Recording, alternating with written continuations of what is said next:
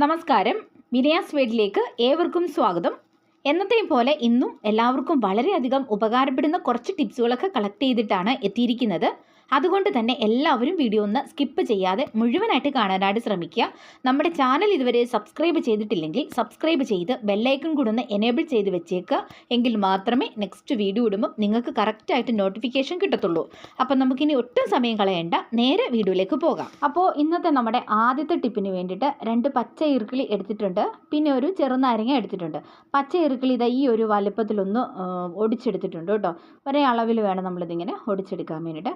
എന്നിട്ട് നമ്മൾ ഈ നാരങ്ങ എടുത്തുനിന്ന് നടുവേ മുറിക്കാം. ഇനി നമുക്ക് വേണ്ടത് കുറച്ച് ഗ്രാമ്പുവാണ്. അപ്പം ഞാൻ 6-7 ഗ്രാമ്പു ഇവിടെ എടുത്തിട്ടുണ്ട്. എന്നിട്ട് ഈ ഗ്രാമ്പു നാരങ്ങയുടെ ഒരു മുറിയിലേക്ക് ഇതുപോലൊന്ന് കുത്തിവെച്ച് കൊടുക്കുക. അപ്പോൾ ഒരു 5-6 എണ്ണമെങ്കിലും നമുക്ക് ആവശ്യമായിട്ട് വരും. അപ്പോൾ ഇതാണ്ട് ഞാൻ ഇത്രയും എടുത്തിട്ടുണ്ട്. ഇനി മറ്റേ മുറി നാരങ്ങ എടുക്കുക. എന്നിട്ട് അതിലോട്ട് നമ്മൾ റെഡിയാക്കി വെച്ചിരിക്കുന്ന പച്ച ഈർക്കിളി ഇതുപോലൊന്ന് കുത്തി കൊടുക്കുക കേട്ടോ. അപ്പോൾ ഇതുപോലെ വേണം, ഈ ചെയ്യുന്നത് പോലെ തന്നെ വേണം നിങ്ങളിത് കുത്തി കൊടുക്കാൻ വേണ്ടിയിട്ട്. അതിനുശേഷം എന്തായിട്ട് ഞാനൊരു ബോട്ടിലിൻ്റെ ക്യാപ്പ് എടുത്തിട്ട് ഇങ്ങനെ ഒന്ന് വെച്ച് കൊടുക്കുന്നുണ്ട്. അത് ഒന്ന് മറിഞ്ഞു വീഴാതിരിക്കാൻ വേണ്ടിയിട്ടാണ് കേട്ടോ, ഇങ്ങനെ ഒന്ന് നേരെ നിൽക്കാൻ വേണ്ടിയിട്ടാണ്. അതിനുശേഷം നമ്മൾ റെഡിയാക്കി വെച്ചിരിക്കുന്ന ആ ഗ്രാമ്പു കുത്തിയ നാരങ്ങയുടെ പീസ് എടുത്തിട്ട് ഇതിൻ്റെ മുകൾ ഭാഗത്ത് ഇതുപോലൊന്ന് സെറ്റ് ചെയ്ത് വെക്കുക. അതിനുശേഷം നമുക്ക് വേണ്ടത് ഇതേപോലത്തെ ചെറിയൊരു മെഴുകുതിരിയാണ്. അപ്പോൾ ആ മെഴുകുതിരി എന്നിട്ട് ഇതിൻ്റെ നടുഭാഗത്ത് കറക്റ്റായിട്ട് വെക്കണം കേട്ടോ. ഇങ്ങനെ നടുഭാഗത്തായിട്ടൊന്ന് ഉറപ്പിച്ചൊന്ന് നിർത്തുക. അതിനുശേഷം നമുക്കിതൊന്ന് കത്തിച്ചു കൊടുക്കാം കേട്ടോ. അപ്പോൾ നിങ്ങൾ വിചാരിക്കുന്നുണ്ടാകും ഇതെന്താണ് സംഭവം എന്ന്, അല്ലേ?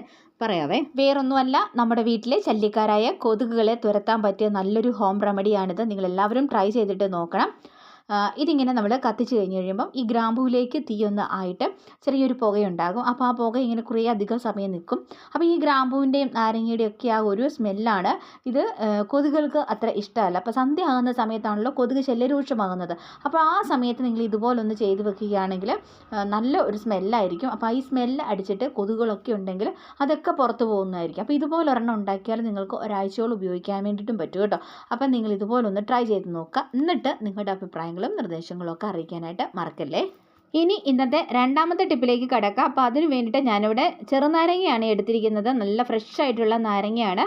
അപ്പോൾ ഇതുപോലെ വിലയൊക്കെ കുറയുന്ന സമയത്ത് കുറച്ചധികം ചെറുനാരങ്ങയൊക്കെ വാങ്ങിച്ചാൽ അത് എങ്ങനെയാണ് കേടായി പോകാതെ സൂക്ഷിച്ച് വെക്കുന്നത് എന്ന് നോക്കാം കേട്ടോ. അപ്പോൾ നമ്മൾ എപ്പോഴും സിപ്പ് ബ്ലോക്ക് കവറിലൊക്കെ ഇട്ടിട്ടാണല്ലോ സൂക്ഷിക്കാറുള്ളത് ഫ്രിഡ്ജിൽ.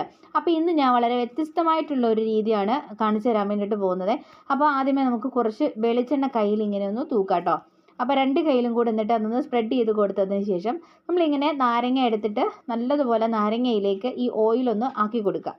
എന്നിട്ട് ഇതുപോലെ ഒരു പാത്രത്തിലോട്ട് നമ്മൾ വെച്ച് കൊടുക്കുക കേട്ടോ. അപ്പോൾ ഇങ്ങനെ എല്ലാ നാരങ്ങയിലും ഓയിൽ ഇങ്ങനെ അപ്ലൈ ചെയ്തതിന് ശേഷം നമ്മൾ ഫ്രിഡ്ജിലോട്ട് എടുത്ത് വെക്കുകയാണെങ്കിൽ ഈ നാരങ്ങ മാസങ്ങളോളം ഒരു കേടും കൂടാതെ തന്നെ ഇരുന്നോളും. അപ്പോൾ ഈ വ്യത്യസ്തമായിട്ടുള്ള ഈ ഒരു ടിപ്പ് നിങ്ങളൊന്ന് ട്രൈ ചെയ്തിട്ട് നോക്കാനായിട്ട് മറക്കരുത്. അതല്ലെങ്കിൽ പിന്നെ ചെയ്യാവുന്ന ഒരു കാര്യം എന്താണെന്ന് വെച്ച് കഴിഞ്ഞാൽ നാരങ്ങ പിഴിഞ്ഞിട്ട് അതിൻ്റെ നീരെടുക്കുക, എന്നിട്ട് ഫ്രീസ് ചെയ്തിട്ട് സൂക്ഷിക്കുക. അപ്പം അതും കുറച്ച് അധികം നാളും നമുക്ക് ഉപയോഗിക്കാൻ വേണ്ടിയിട്ട് പറ്റും കേട്ടോ.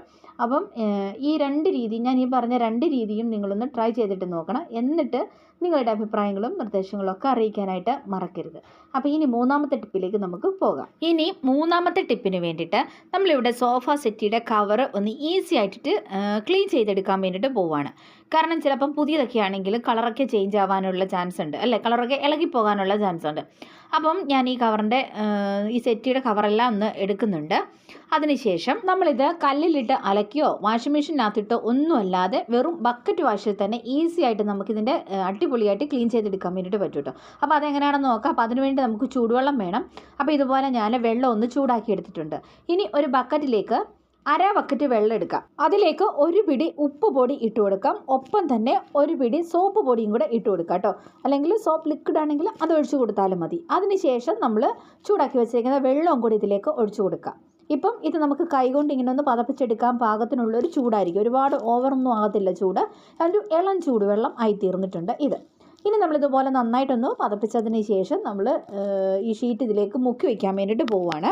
ഈ ഷീറ്റ് കവറെല്ലാം ഇതുപോലെ നന്നായിട്ട് എല്ലാം കൂടി ഒന്ന് മുക്കി വെച്ചതിന് ശേഷം ഒരു 10 മിനിറ്റ് ഒന്ന് വെച്ചിരുന്നാൽ മതി. 10 മിനിറ്റ് കഴിയുമ്പോഴേക്കും ഇത് കണ്ടോ, അതിലെ ചെളി മുഴുവനും ഇളകി വന്നിട്ട് ഇത് അഴുക്കും അതുപോലെ തന്നെ ഫസ്റ്റ് ടൈം കഴുകുന്നത് കൊണ്ട് കുറച്ച് കളറും കൂടെ ഒന്ന് ഇളകി വന്നിട്ടുണ്ട് കേട്ടോ. അപ്പോൾ ആ കളറ് ഈ ആദ്യത്തെ തവണ കഴുകുമ്പോഴേ ഉണ്ടാവുകയുള്ളൂ, പിന്നീട് നമ്മൾ കഴുകുമ്പോൾ ഈ കളർ ഉണ്ടാവത്തില്ല. അതിന് വേണ്ടിയിട്ടാണ് നമ്മൾ ഉപ്പ് പൊടി ഒരു പിടി ചേർത്ത് കൊടുത്തിരിക്കുന്നത്. ആദ്യമായിട്ട് കഴുകുന്ന വസ്ത്രങ്ങളൊക്കെ കഴുകുന്ന സമയത്ത് ഒരു പിടി ഉപ്പും കൂടി ഇങ്ങനെ ചേർത്ത് കൊടുക്കുകയാണെങ്കിൽ പിന്നീട് കഴുകുമ്പോൾ ആ കളർ ഇളകി പോകത്തില്ല. അപ്പോൾ അത് നിങ്ങളൊന്ന് ശ്രദ്ധിക്കുക കേട്ടോ. ഇതിനി നമ്മൾ 3-4 വട്ടം നല്ലതുപോലെ വെള്ളം മാറി ഒന്ന് കഴുകി എടുത്താൽ മാത്രം മതിയായിരിക്കും. അപ്പം ഇതുകൊണ്ട് ലാസ്റ്റ് കഴുകിയ വെള്ളം കണ്ടോ നല്ലതുപോലെ തെളിഞ്ഞു വന്നിട്ടുണ്ട്. അപ്പോൾ ഈ രീതിക്ക് നമ്മൾ ഉപ്പൊക്കെ ചേർത്തേക്കുന്നത് കൊണ്ട് തന്നെ നമ്മൾ കല്ലിൽ അലക്കുവോ വാഷിംഗ് മെഷീനിൽ അലക്കുവോ ഒന്നും വേണ്ട, സിമ്പിളായിട്ട് നമുക്കിങ്ങനെ ബക്കറ്റ് വാഷ് ചെയ്തിട്ട് എടുക്കാൻ വേണ്ടിയിട്ട് പറ്റും കേട്ടോ. അപ്പോൾ ഇതുപോലെ നിങ്ങളും കൂടി ഒന്ന് ചെയ്ത് നോക്കണേ. ഇനി നമുക്ക് ഇന്നത്തെ അവസാനത്തെ ടിപ്പിലേക്ക് പോകാം കേട്ടോ. അപ്പം ചെറിയൊരു ബൗൾ എടുക്കുക, എന്നിട്ട് അതിലോട്ട് നമുക്ക് നെല്ലിക്കാപ്പൊടി എടുക്കണം. അപ്പം ഞാനിവിടെ ഇന്ദുകാന്തിയുടെ നെല്ലിക്കാപ്പൊടിയാണ് എടുക്കുന്നത്. 2-3 സ്പൂൺ എടുക്കുക കേട്ടോ. നിങ്ങളുടെ മുടിയുടെ അനുസരിച്ചിട്ട് നിങ്ങൾക്ക് ഇത് കൂട്ടുകയോ കുറയ്ക്കുകയോ ഒക്കെ ചെയ്യാം.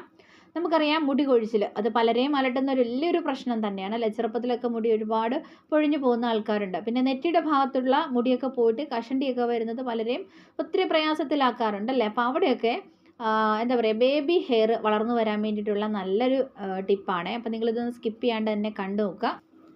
ഇനി ഒരു ചെറുനാരങ്ങയുടെ നീര് നമുക്കിതിലോട്ട് പിഴിഞ്ഞ് ഒഴിച്ചു കൊടുക്കണം.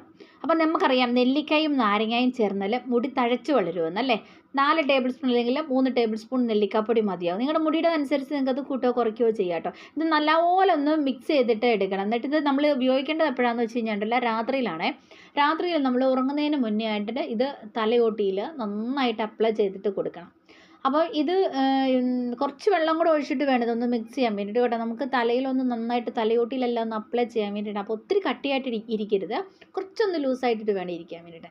എന്നിട്ട് നമ്മളിത് മുടി ഇഴകളിൽ മുടിയുടെ താഴേക്കൊന്നും തേച്ച് കൊടുക്കണമെന്നില്ല കേട്ടോ. ഇത് സ്കാൽപ്പിലാണ് കൂടുതലായിട്ടും അപ്ലൈ ചെയ്യേണ്ടത്. എന്നിട്ട് രാത്രിയിൽ ഇത് നന്നായിട്ട് അപ്ലൈ ചെയ്തതിന് ശേഷം രാവിലെ വേണം ഇത് കഴുകി കളയാൻ വേണ്ടിയിട്ട്. അപ്പോൾ അങ്ങനെ രാവിലെ കഴുകി കളയുകയാണെങ്കിൽ ഇത് മുടി കൊഴിച്ചിൽ മാറാൻ വേണ്ടിയിട്ട് സഹായിക്കും ഒത്തിരി. അപ്പോൾ ഉണ്ടല്ലോ ഇത് പിന്നെന്താ, ഇതിൽ വൈറ്റമിൻ സി ഉണ്ട് ധാരാളം. അപ്പോൾ ഇത് കൊളാജൻ ഉൽപ്പാദനം കൂട്ടുന്നു. അതുവഴി നമ്മുടെ മുടിക്ക് ഒത്തിരി എന്താ പറയുക നല്ലൊരു തിളക്കവും ആരോഗ്യവും ഒക്കെ നൽകുന്നു. മുടി കൊഴിച്ചിൽ മാറാനായിട്ടും ഇത് ഇങ്ങനെ ചെയ്യുന്നത് ഒത്തിരി നല്ലതാണ്. അപ്പോൾ ഇത് ആഴ്ചയിൽ 2 തവണയോ അല്ലെങ്കിൽ 2 ആഴ്ച കൂടുമ്പോഴോ നിങ്ങൾക്ക് അങ്ങനെ ചെയ്യാം. നിങ്ങൾക്ക് സമയം കിട്ടുമ്പോഴൊക്കെ ഇതൊന്ന് ചെയ്യാവുന്നതാണ്. ഇത് സ്കാൽപ്പിൽ അടിഞ്ഞു കൂടിയിരിക്കുന്ന മൃതകോശങ്ങളെയൊക്കെ അകറ്റി താരനൊക്കെ ഉണ്ടെങ്കിൽ അതൊക്കെ കളഞ്ഞിട്ട് നല്ലപോലെ ക്ലീൻ ആക്കാൻ വേണ്ടിയിട്ട് സഹായിക്കുന്നു. മുടി ക്ലീനായി തലയോട്ടിയൊക്കെ നന്നായിട്ട് ക്ലീൻ ആയാൽ തന്നെ നമ്മുടെ മുടി കൊഴിച്ചിൽ നല്ലൊരു ശതമാനം നിൽക്കുന്നതായിരിക്കും. വൃത്തിയില്ലായ്മയൊക്കെ കൊണ്ടാണ് മുടിയൊക്കെ പൊഴിയുകയും താരനുണ്ടാവുകയൊക്കെ ചെയ്യുന്നത്. അപ്പോൾ എപ്പോഴും നമ്മുടെ സ്കാൽപ്പ് വൃത്തിയായിട്ടിരിക്കണം. ഈ ഒരു പാക്ക് നിങ്ങൾ 1 മാസം നിങ്ങളുടെ മുടിയിലൊന്ന് പരീക്ഷിച്ച് നോക്കുക. 1 മാസം കൊണ്ട് തന്നെ നിങ്ങൾക്ക് ആ ഒരു കറക്റ്റ് റിസൾട്ട് അറിയാൻ വേണ്ടിയിട്ട് പറ്റും കേട്ടോ. നിങ്ങളുടെ മുടിക്കൊക്കെ നല്ല അടിപൊളി ഒരു തിളക്കമൊക്കെ ഉണ്ടാകും, ഒരു തിക്നെസ് ഒക്കെ ഉണ്ടാകും. അതുപോലെ തന്നെ ബേബി ഹെയർ ഒക്കെ ഉണ്ടാകാനായിട്ട് സ്റ്റാർട്ടാകും. അപ്പം മുടി കൊഴിച്ചിലൊക്കെ മാറി കഷണ്ടിയൊക്കെ തെളിഞ്ഞിട്ടുള്ളവർക്കാണെങ്കിൽ അവിടെയൊക്കെ ബേബി ഹെയർ ഉണ്ടാകും. അപ്പം ഈ ഒരു പാക്ക് അത്രയ്ക്ക് എഫക്റ്റീവായിട്ടുള്ള പാക്കാണ്. കെമിക്കലുകളൊന്നും ഇതിനകത്തേക്ക് ഇല്ല, തികച്ചും നാച്ചുറലായിട്ടുള്ള കാര്യങ്ങളാണ്. അപ്പം നിങ്ങളെല്ലാവരും ഒന്ന് ട്രൈ ചെയ്തിട്ട് നോക്കുക.